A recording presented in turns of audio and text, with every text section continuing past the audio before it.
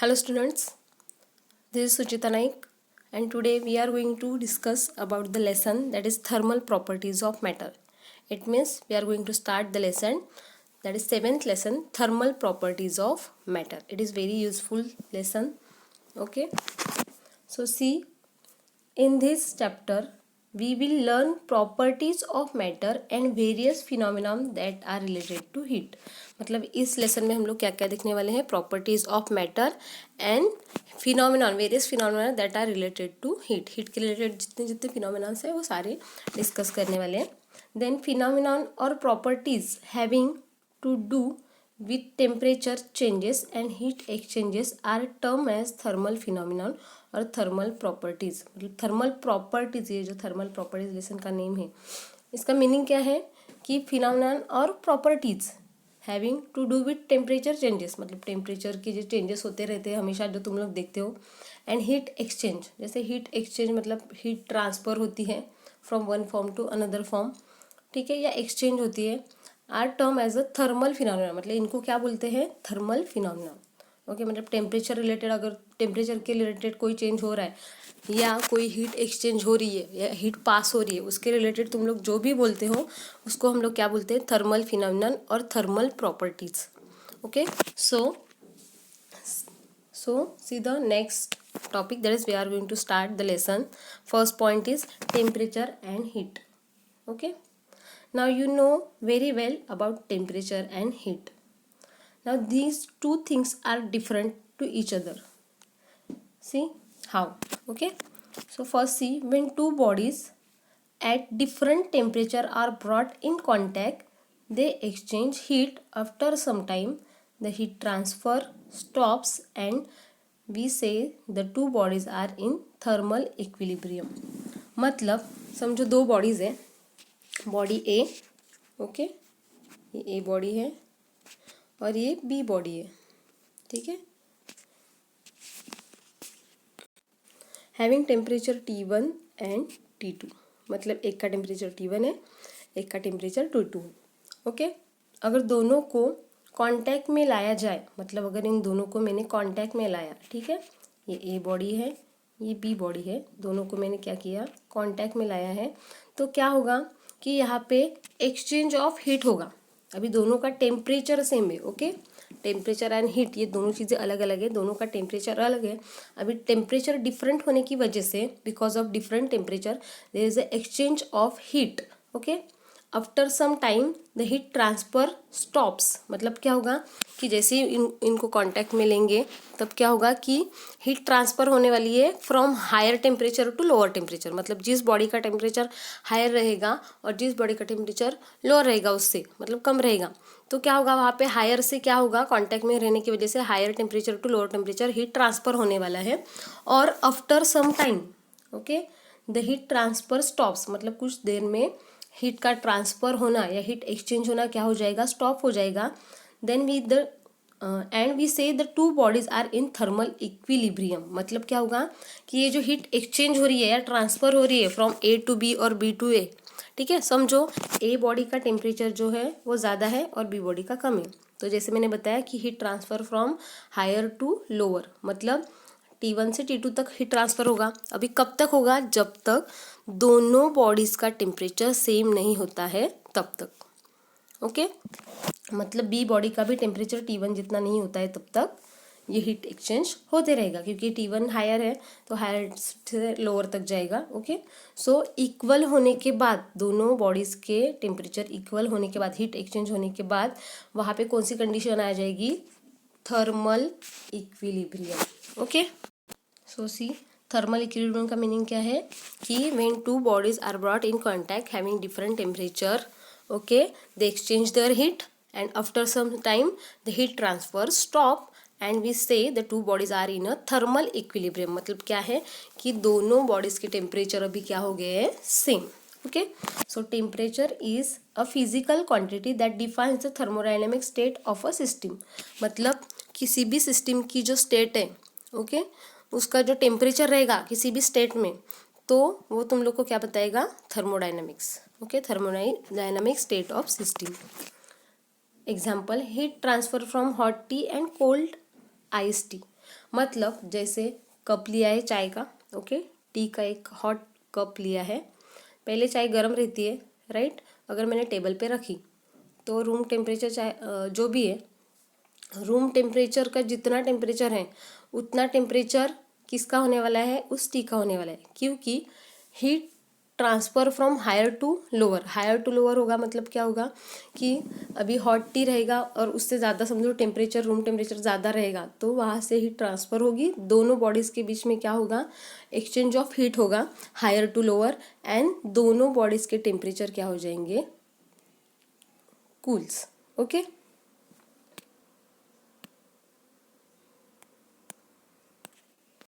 Okay, सो ये heat exchange कब तक होगा, जब तक हॉट टी एंड जो रूम टेम्परेचर, उन दोनों का टेम्परेचर सेम नहीं होता है तब तक। और थोड़ी देर के बाद तुम लोग को ये दिखाई देगा कि दोनों का टेम्परेचर सेम हुआ होगा, एंड सेम हुआ होगा मतलब सराउंडिंग टू सिस्टम ट्रांसफ़र हुआ होगा, सराउंडिंग मतलब जो एयर है वो, और सिस्टम मतलब हॉट टी, और क्या होगा कि वो टी क्या हुई होगी, cold, okay. So now see next, when we heat a solid we provide energy to the solid, मतलब कोई सॉलिड चीज़ है उसको अगर हम लोग एनर्जी प्रोवाइड कर रहे हैं, एनर्जी मतलब एनर्जी प्रोवाइड कर रहे हैं मतलब हीट प्रोवाइड कर रहे हैं, हीट का मीनिंग है energy, okay. The particles then vibrate with higher energy, okay, मतलब क्या होगा कि वो पार्टिकल क्या करेगा, हायर एनर्जी से वाइब्रेट करेगा। जैसे तुम लोग अगर वीक हो और खाना खा रहे हो, खाना खाने के बाद तुम लोग को क्या आ जाती है, एनर्जी आती है, राइट, एंड तुम लोग स्ट्रांग महसूस करते हो, या तुम लोग के इसमें बॉडी में ज़्यादा एनर्जी आ जाती है, ओके, मतलब वीकनेस कम हो जाता है और एनर्जी ज़्यादा हो जाती है। तो वैसे ही सेम, जैसे सॉलिड चीज़ है कोई भी, तो उसको हीट कर रहे हैं तो क्या होगा कि एनर्जी गेन करने की वजह से वो पार्टिकल क्या करेगा, vibrate with higher energy, and we can see that the temperature of the solid increases. मतलब क्या होगा, जैसे जैसे हम लोग उसको हीट प्रोवाइड करेंगे वैसे वैसे पार्टिकल हायर एनर्जी से क्या करेगा, वाइब्रेट करेगा, ओके। मतलब ऑलरेडी कोई भी सॉलिड चीज़ है तो उसमें जो पार्टिकल्स होते हैं वो एक ही जगह पे क्या होते रहते हैं, वाइब्रेट होते रहते हैं। बट अगर हम लोग उसको एनर्जी ज़्यादा प्रोवाइड कर रहे हैं तो वो और हायर एनर्जी से वो वाइब्रेट होने लगते हैं, ठीक है।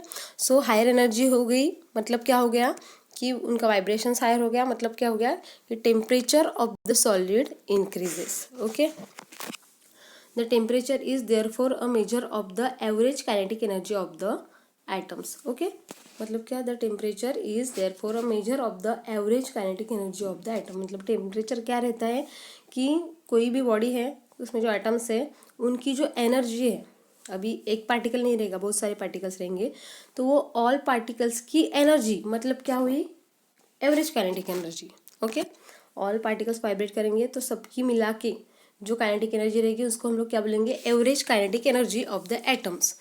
उसका मेजरमेंट मतलब ही क्या रहता है, temperature, okay.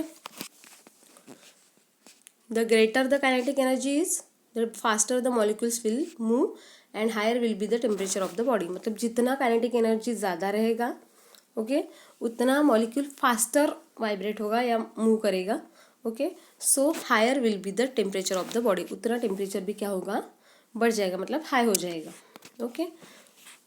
If you continuous heating till the solid start to melt, मतलब उसी सॉलिड को, जैसे हम अभी मैंने बोला कि हीट दे रहे हैं, एनर्जी बढ़ती जा रही है बढ़ती जा रही है, बट अभी समझो हम लोगों ने कंटिन्यूअस हीट दी है उस सॉलिड को, तो आफ्टर सम टाइम क्या होगा कि वो मेल्ट होना स्टार्ट हो जाएगा, starts to melt. The heat supplied is use to weaken the bonds, मतलब हर एटम्स या मॉलिक्यूल्स के बीच में क्या रहता है, एक बॉन्ड रहता है, ओके। वो बॉन्ड जितना स्ट्रॉन्ग रहेगा उतना बॉन्डिंग अच्छा रहेगा। अगर उसको हम लोग मेल्ट कर रहे हैं मतलब हीट प्रोवाइड कर रहे हैं तो क्या होगा कि आफ्टर सम टाइम ये जो बॉन्ड है वो क्या हो जाएगा, वीक हो जाएगा, और weakens the bond between the constituents particle. और due to weakened bonds liquid do not possesses definite shape but have definite volume. मतलब वो सॉलिड जो चीज़ रहेगी वो मेल्ट होना स्टार्ट होगी, बराबर, उसका बॉन्डिंग वीक होते जाएगा और वो लिक्विड फॉर्म में आ जाएगा। वो जो सॉलिड को हम लोग हीट प्रोवाइड कर रहे हैं वो क्या हो जाएगा, लिक्विड फॉर्म में आ जाएगा। And then do not possesses the definite shape, मतलब उसका शेप डेफिनाइट नहीं रहने वाला है, तुम लोग को सबको पता है कि सॉलिड एक डेफिनेट शेप में रहते हैं, जैसे स्क्वायर, रेक्टेंगल वगैरह जो भी है, बट लिक्विड का एक डेफिनेट शेप नहीं रहता है, बट हैव डेफिनेट वॉल्यूम। मतलब उस लिक्विड को हम लोग जिस भी वॉल्यूम कंटेनर में डाल रहे हैं वो उसका वॉल्यूम गेन करता है, राइट। मतलब उसका वॉल्यूम डेफिनेट रहता है बट शेप डेफिनेट नहीं रहता है।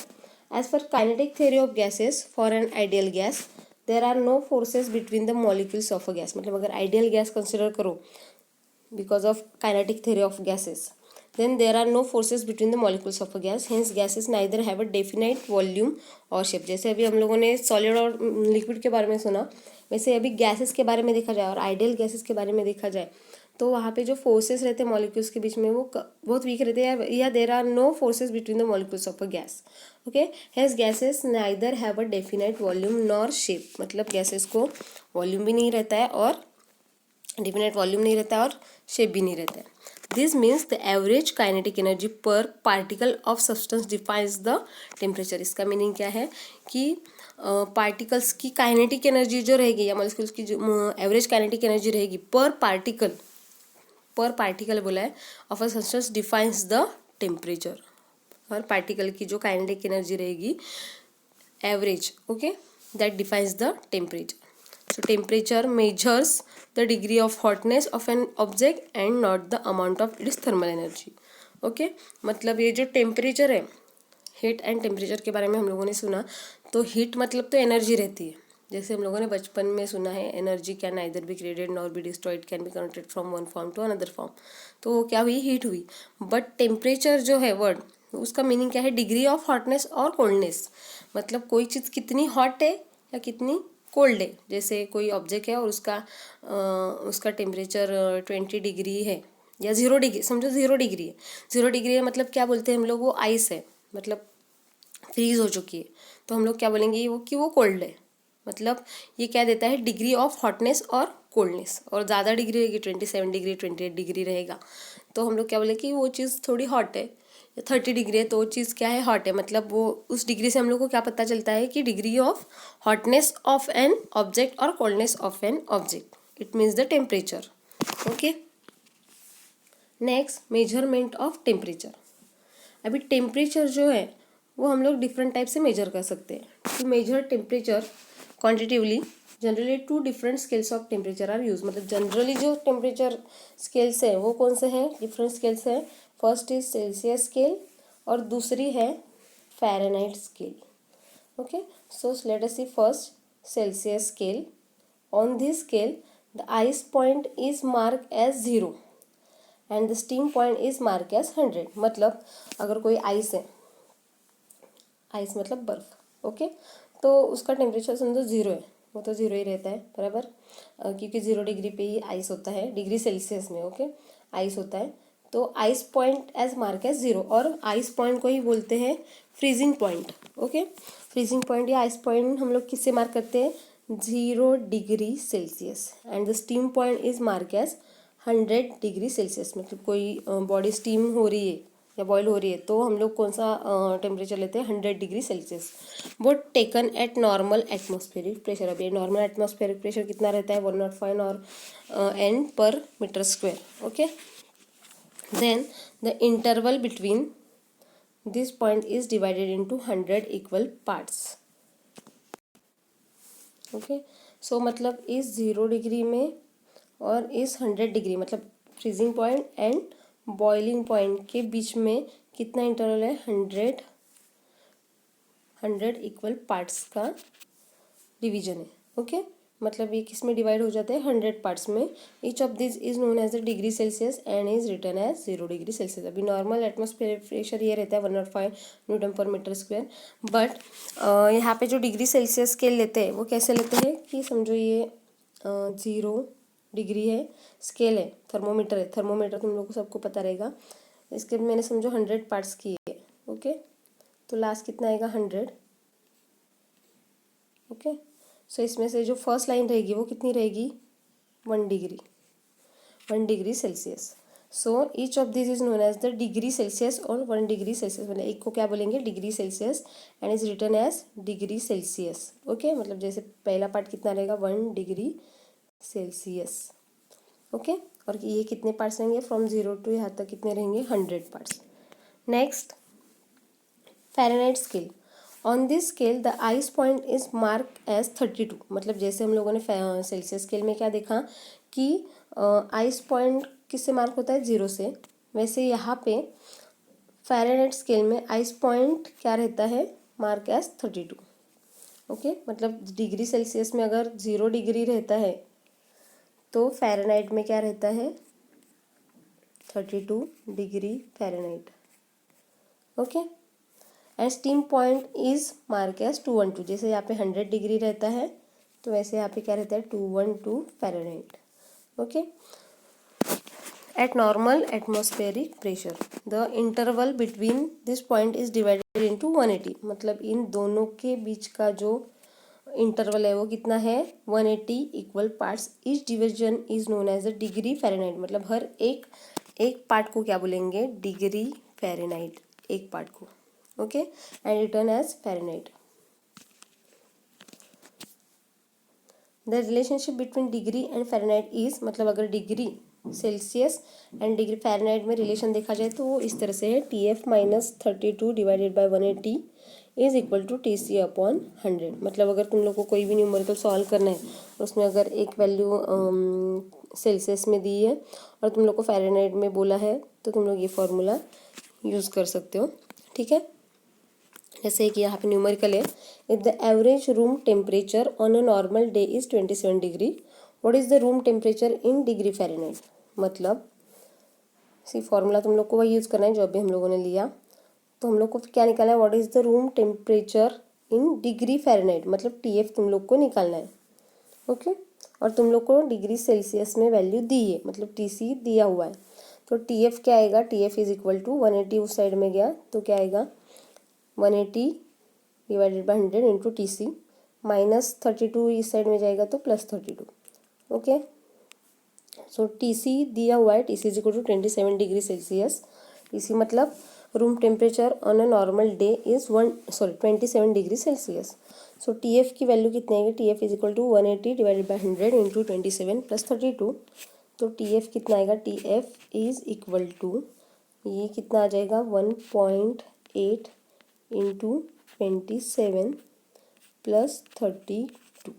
तो इसका जो आंसर है वो कितना आता है, 80.6 degree Fahrenheit. Okay, so we have completed the first video on thermal properties of matter. Okay, thank you.